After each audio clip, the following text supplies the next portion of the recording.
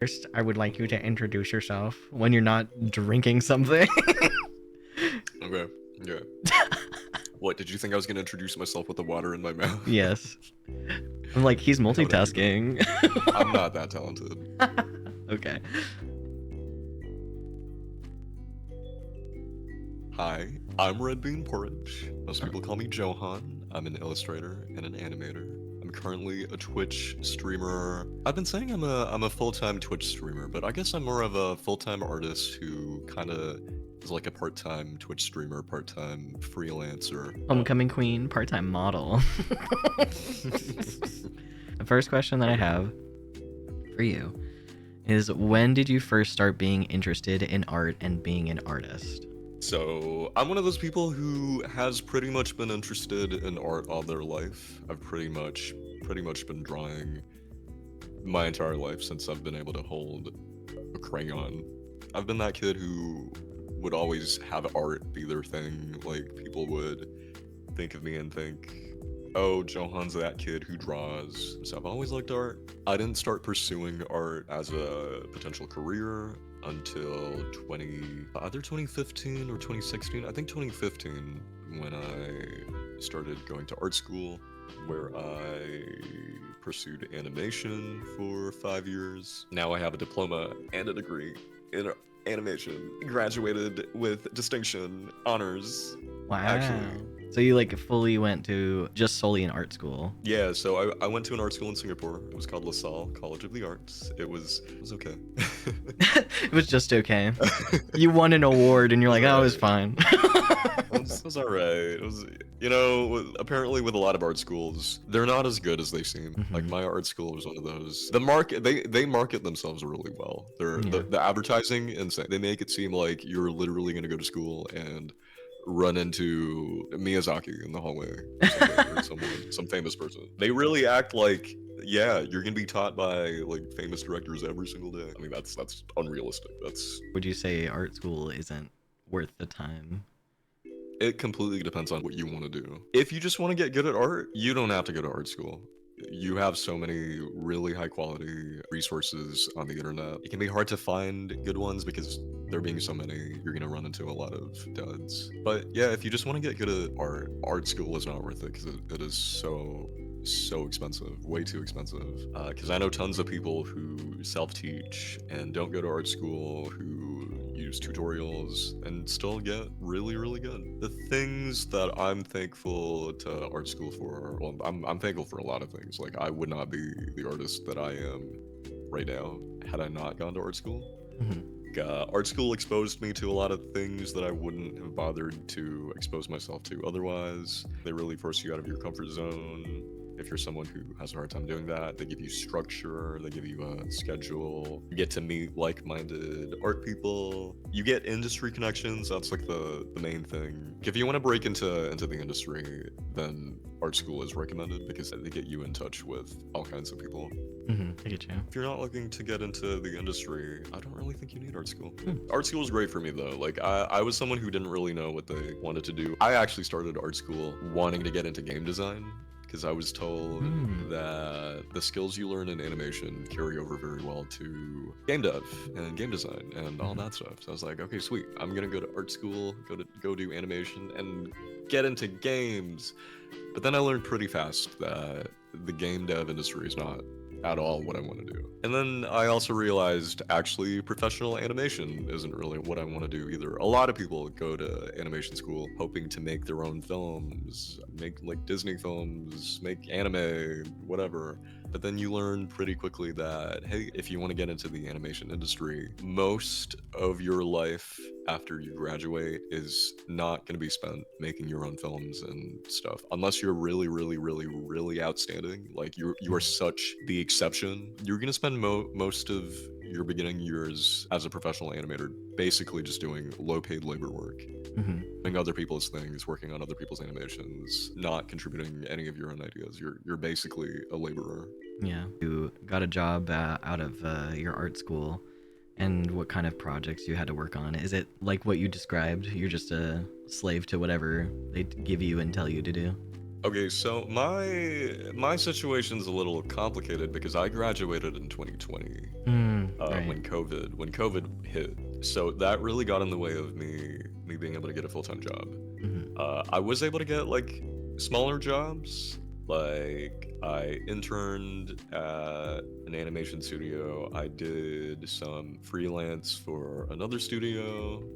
Hmm.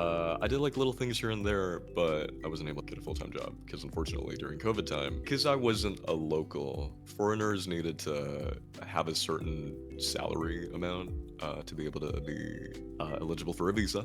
Mm. So this means companies would need to pay you, a foreigner, more than they would a local person. Oh, interesting. So yeah, so they wouldn't really want to do that because it's COVID time. Hmm. They're everyone's getting hit by major losses everywhere. They'd want to cut costs where they can. So it was so hard to be hired. I only had like one or two friends who were just so exceptional that companies would be willing to hire them. Love that for Yep. them. I didn't get a full time job, but I did do those little things where you're pretty much just a laborer. Okay. And now you're living as a full-time artist, a freelancer, pretty much. And I wanted to know what excites you the most about being a full-time artist. Right now, the fact that I'm fully independent, I don't answer to anybody. I can do whatever the fuck I want, whenever I want, any day I want, just anything. That really is my favorite thing about just being able to take freelance work online, take commissions from people, do art on Twitch through streaming. Is you are your own boss. So you don't have to adhere to any ridiculous deadlines like I would have to if I were working for a company. Hmm. They would give you so much. Like when I did work for companies, if I were working for a company, I would be making more money than I do now. I'd be suffering. I'd be so miserable and overworked for a pay that doesn't feel worth it for the amount of work I'm putting in. Yeah. I would have no free time to do anything. Yeah. With that sort of freedom, how do you Mhm. typically schedule out your day to feel the most productive as a full-time artist? Lately, I've been very lax with myself, but this year I'm trying to change that. I'll usually just like wake up and just write out a checklist of things I have to do. If I want to get it done in a timely manner, I will schedule it. I'll schedule times I'm gonna do a thing in my lunch breaks and stuff, and I'm pretty much just at my desk all day, Hmm. so I don't really get out much. That's another component that I kind of wanted to talk about because Mhm. your living situation, you're living with your roommate slash mom. And currently, would you say that your social life is pretty limited in terms of actually going out to places? And would you say that it's beneficial to kind of make that sacrifice to be a full-time artist? I don't really go out much regardless, so Mhm. I'm not really sacrificing anything. Fair enough. Also, COVID made me have to move countries, Mhm. and I don't have any friends in real life where Oh, I'm at now, oh no. which is good. It means I'm not tempted to go out and I'm safe from COVID. What kind of problems and challenges do you face in your current position? Oh, it's mostly streaming, unruly chatters. My stream is 18 plus only Hmm. because I don't like kids, Hmm. but I still have to deal with so many kids. Yeah. But aside from Twitch streaming, sometimes I'll get an unruly commissioner Hmm. here and there. That's pretty much the only thing. I guess I do have like the occasional long-term worry of like, okay, how long am I gonna do this for? How Hmm. long how long will it go? Like what's my plan for the future if something does drastically change? I don't really have a plan for the future. I don't really think that far ahead. I probably should.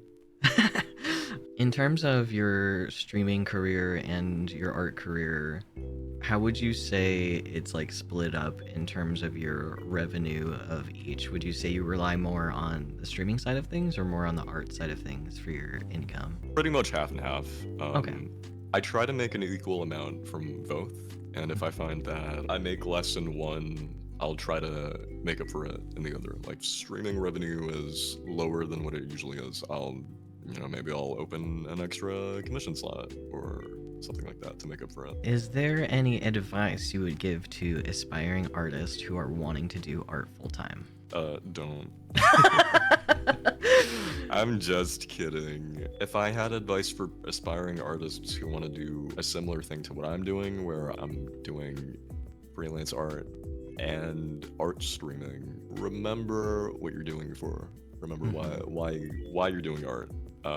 Make sure you have art that you do for fun. Make sure you're enjoying yourself, because when you try to make art your work, your livelihood, your income source, it's very easy to lose your enthusiasm for art. That's something I learned from going to art school. It was something I learned very fast, is when you try to make a job out of art, which is probably something that you got into as a hobby and something that you do for fun, it can really blur the line between work and fun. So you might stop having fun, and that's something a lot of people experience. Yeah. So yeah, definitely learn to keep that separation intact, or you will hate everything. Yeah. A lot of the times when people ask for commissions and it's taking a while, we've had conversations about it before, where people complain that an artist is doing other art while they have a commission in progress. And the commissioner will be like, why are they working on other art when they should be working on my commission? If you want a commission to end up good, you have to let the artist breathe. If they're spending 24/7 on your commission, they might get burnt out and you might end up with subpar results. So letting an artist kind of have that play is ultimately a benefit to you as a commissioner, to let them have their freedom. I'm lucky that I rarely get people who are like that with my commissions. Thankfully, pretty much everyone who's ever commissioned me has been very patient and kind and understanding. Sometimes a little too understanding. Like, I might just be like, hey, when do you want this by? And they'll be like, anytime.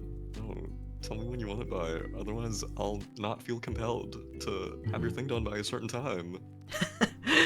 So you would say that having a deadline makes you more motivated to...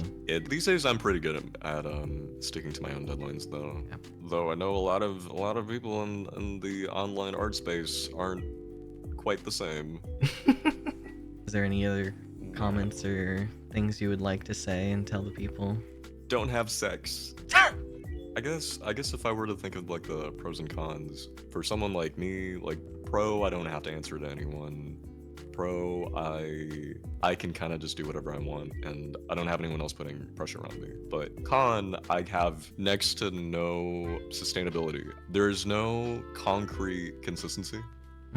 Yeah, it's not guaranteed that you're going to be making a secure amount of money every month. Like, I can make like $500 this month and make next to nothing the next month. Then the month after that, I can make $1,000. It's just very, very all over the place. Can I ask you, in terms of like insurance, do you pay for your own insurance, or are you still underneath your family's? I don't have any insurance. Oh. I need to get on that. Yeah, so another con for me, I'm not signed to any entity. I have to do all of my taxes on my own. I need to apply for my own insurance. I don't have any insurance where if you had a job that you applied to someone for, your company would do all of that for you. But yeah, that's another thing. When I tried to get help from people I know, like my parents, they wouldn't know either. They'd be like, oh, like we've worked regular jobs, so our companies did all of it for us. In terms of that, if there was a job that you had to do, because with your experience, it sounds like you've only had like art-centered jobs out of college. If there was a job that you would do that wasn't involving art, like would you trade that for the job security and just do art on the side, or would you just fully still want to be doing art in some form? If it was something that didn't get in the way of my happiness, if it caused me great stress and turmoil, definitely not. But If I could get a full-time job that was no extra stress on me, Mhm. then yeah, totally. In exchange for no job security, I have happiness Yeah. and no stress.